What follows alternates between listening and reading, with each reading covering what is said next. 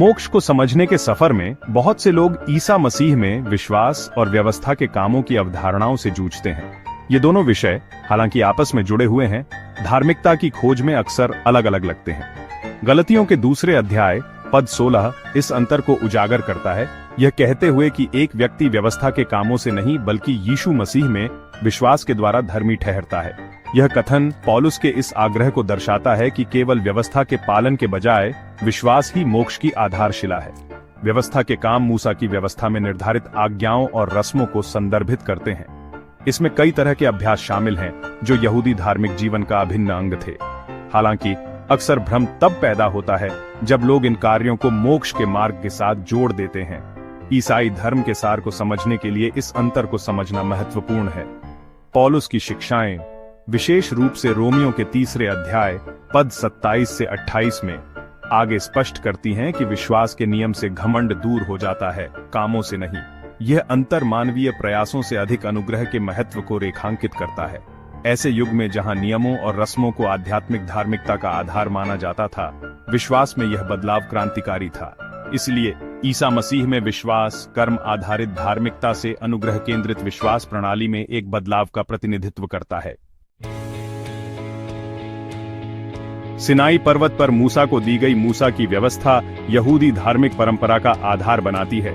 इस व्यवस्था में 613 आज्ञाएं शामिल हैं, जिसमें नैतिक, औपचारिक और नागरिक दिशा निर्देश शामिल हैं। ये कानून केवल धार्मिक अनुष्ठान ही नहीं थे, बल्कि एक व्यापक जीवन शैली थी जो दैनिक जीवन के विभिन्न पहलुओं को निर्धारित करती थी। खान-पान के नियमों से लेकर सामाजिक मानदंडों तक मूसा की व्यवस्था अपनी पहुंच में व्यापक थी। इन कानूनों का ऐतिहासिक संदर्भ ईश्वर और इजराइल के बीच वाचा में गहराई से निहित है। मिस्र से निर्गमन के बाद इन आज्ञाओं ने इजराइल को एक पवित्र राष्ट्र के रूप में अलग करने का काम किया। वे परमेश्वर के साथ संबंध बनाए रखने का एक तरीका भी थे, जहां इन नियमों का पालन विश्वासशीलता का प्रतिबिंब माना जाता था। हालांकि इन कानूनों का पालन अपने आप में एक अंत नहीं था, बल्कि एक गहरे आध्यात्मिक संबंध का साधन था। अपनी पवित्रता के बावजूद व्यवस्था ने मानवीय सीमाओं पर प्रकाश डाला। जैसा कि रोमियो के 7वें अध्याय में बताया गया है, व्यवस्था स्वयं पवित्र है, लेकिन यह मानवता की अंतर्निहित पापपूर्णता को प्रकट करती है। यह एक दर्पण का काम करता है। यह दिखाता है कि मानवीय प्रयास कहां कम पड़ जाते हैं।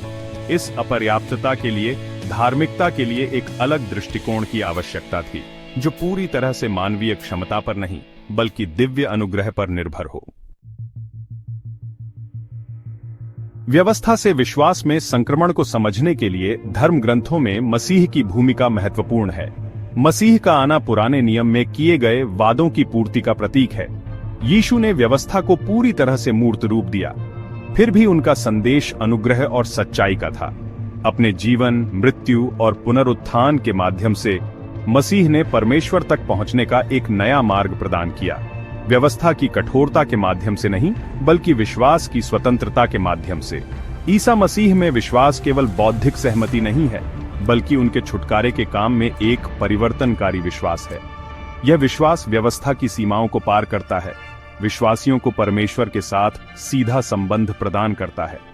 जैसा कि रोमियो के 5वें अध्याय में बताया गया है, यह विश्वास परमेश्वर के साथ अनुग्रह और शांति तक पहुंच प्रदान करता है। एक ऐसा रिश्ता जो केवल व्यवस्था से प्राप्त नहीं किया जा सकता है। विश्वास की आवश्यकता इस मान्यता से उत्पन्न होती है कि सच्ची धार्मिकता के लिए मानवीय प्रयास अपर्याप्त हैं।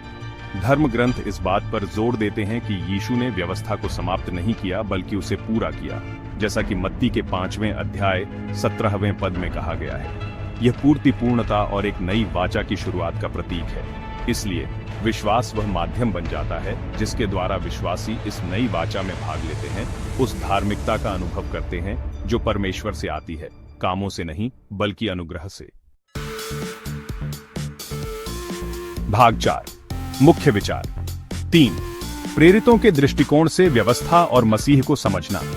प्रेरितों ने मसीह के संदेश को प्रसारित करने और विश्वास के इस नए युग में व्यवस्था के स्थान की व्याख्या करने में महत्वपूर्ण भूमिका निभाई।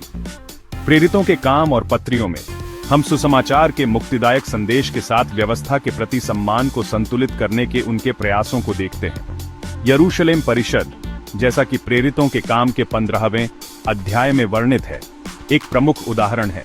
जहां प्रेरितों ने अन्य जातियों के विश्वासियों के लिए व्यवस्था की भूमिका को संबोधित किया, जिसमें कर्म कांडों के पालन पर विश्वास पर जोर दिया गया था।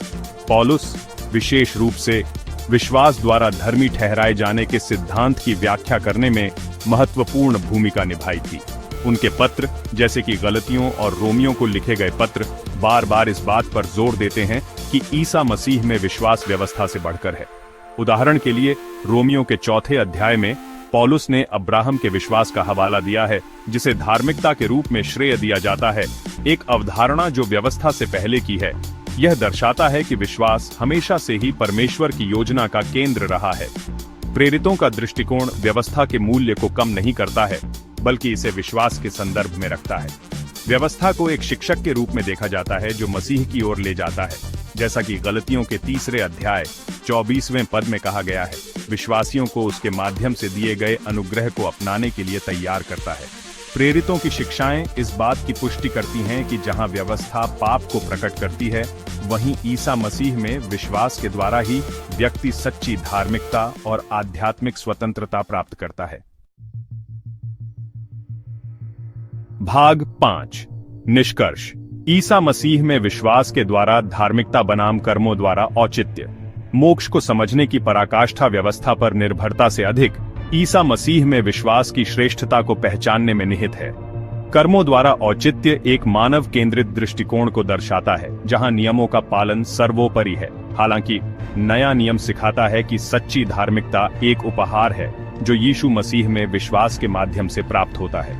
यह विश्वास मानवीय सीमा को स्वीकार करता है और दिव्य अनुग्रह को अपनाता है। विश्वास के माध्यम से धार्मिकता परिवर्तनकारी है, जो ध्यान को स्वयं के प्रयास से मसीह के पूर्ण कार्य पर विश्वास में स्थानांतरित करती है। यह बदलाव केवल धार्मिक ही नहीं, व्यावहारिक भी है, जो प्रभावित करता है कि विश्वासी अपना दैनिक जीवन कैसे जीते हैं। यह परमेश्वर के साथ दायित्व और भय के बजाय प्रेम और विश्वास पर आधारित संबंध को बढ़ावा देता है। अंततः नए नियम का संदेश आश्वासन और आशा का है। ईसा मसीह में विश्वास मोक्ष की निश्चितता और परमेश्वर के साथ एक ऐसा रिश्ता प्रदान करता है जो केवल व्यवस्था प्रदान नहीं कर सकती थी। यह विश्वास समावेशी है, जो सांस्कृतिक और धार्मिक सीमाओं से परे है।